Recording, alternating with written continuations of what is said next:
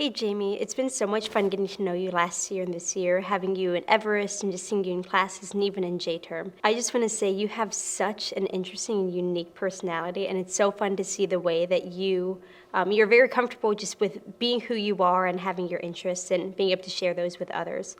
I just want to encourage you as you go, whatever you're doing in life, to seek after God first and to be able to have Him as a priority in your life, to be able to lean on Him through everything and to trust that no matter what, He's going to take care of you. Good luck with everything you do in the future. Jamie, I know you are known as the quiet one, but I think if people really got to know you, they would be impressed by how well rounded you are and how you would try things that maybe, and you keep it quiet, but people don't know, like taking fencing classes. Like, who does that? But you do. You did anyway. And so, although quiet, there's a mystery about you that I think actually draws people in, and they want to get to know you, and to know you better. And I also know, again, although quiet, that you are a very good and loyal friend.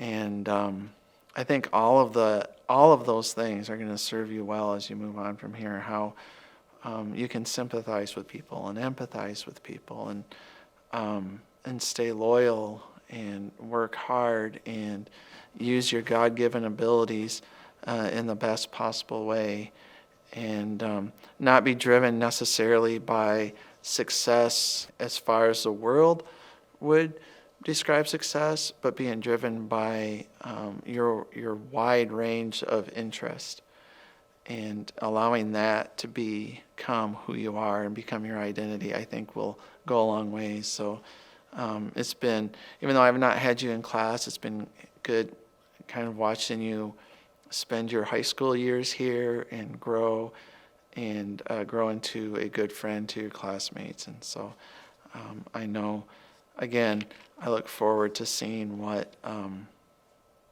you're going to do and which direction you're going to go from this point on. Hi, Jamie. It's been fun to see you grow these last few years and come out of your shell. I've even caught you doing imitations of different things and just being very silly, and really fun to see that side of you, and fun to have you as my TA, both in orchestra and in Japanese. The things you write on the board that I have to figure out, it really challenges me, and it's been good for me to be able to dive deeper and share the joy of Japanese culture with you. There are so many things that you're good at, and I'm excited to see what life has in store for you. Jamie, I wish that I would have had you in class more. I was blessed to have you a little bit this year, and I'm super thankful that I did.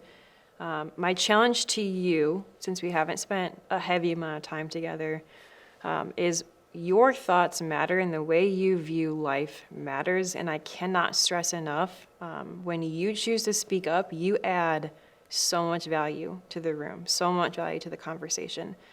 The world needs Jamie to speak up, because the world needs to be able to understand the brilliance that God has given you, the empathy that God has given you, because I truly believe that not just your existence, but the way you view life is truly beneficial and a blessing to those around you. Thank you for how hard you work in class. I appreciate that so much. Having you in my class has been a joy, mostly because I feel a quiet support from you in everything I do, that you are doing the work that I assign and finding joy in it. And so you probably don't realize that is so meaningful to me as I teach the class, but really didn't know what to expect this year, and I was really nervous about working with students, especially seniors. So I thank you for being that quiet, reassuring presence in our class. You're excellent at everything you choose to do. You have a drive and a willingness to go the distance in what you choose.